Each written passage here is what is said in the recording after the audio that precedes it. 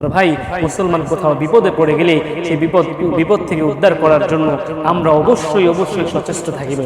হযরত বিলাল রাদিয়াল্লাহু তাআলা আনহু যখন ইসলাম ধর্ম গ্রহণ করেছেন, তিনি একজন ক্রীতদাস ছিলেন, সাধারণ একজন গোলাম ছিলেন। উমাইয়া তার উপরে নির্যাতন করেছে, অত্যাচার করতে করতে মরুভূমির মধ্যে শোয়ায় দিয়া বিশাল বড় পাথর হযরত বিলাল রাদিয়াল্লাহু তাআলা আনহুর বুকের উপরে চাপাইয়া দিয়া আঘাত করতে করতে হযরত বিলাল রাদিয়াল্লাহু তাআলা আনহুকে রক্তাক্ত করেছে।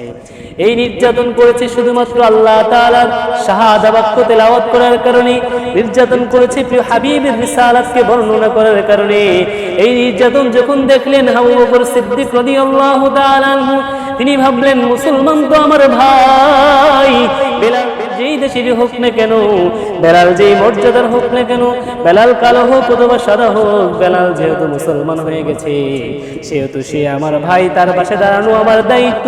হযরতে আবু বকর সিদ্দিক রাদিয়াল্লাহু তাআলা আনহু নিজের অর্থ সম্পদ থেকে স্বর্ণ মুদ্রা দিয়ে হযরতে বেলাল রাদিয়াল্লাহু তাআলা আনহুকে মুক্তি করে তার পাশে দাঁড়িয়েছিলেন। সুবহানাল্লাহ।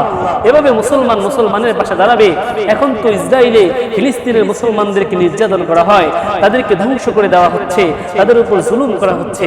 আমরা মুসলমানেরা চুপ রয়েছি, আমরা তাদের পাশে দাঁড়াতে পারতেছি না, আমরা তাদের পাশে দাঁড়াচ্ছি না, বরং আরো তাদেরকে যারা নির্যাতন করে জুলুম করে তাদেরকে আমরা আরো সহযোগিতা করতেছি প্রত্যক্ষভাবে এবং পরোক্ষভাবে।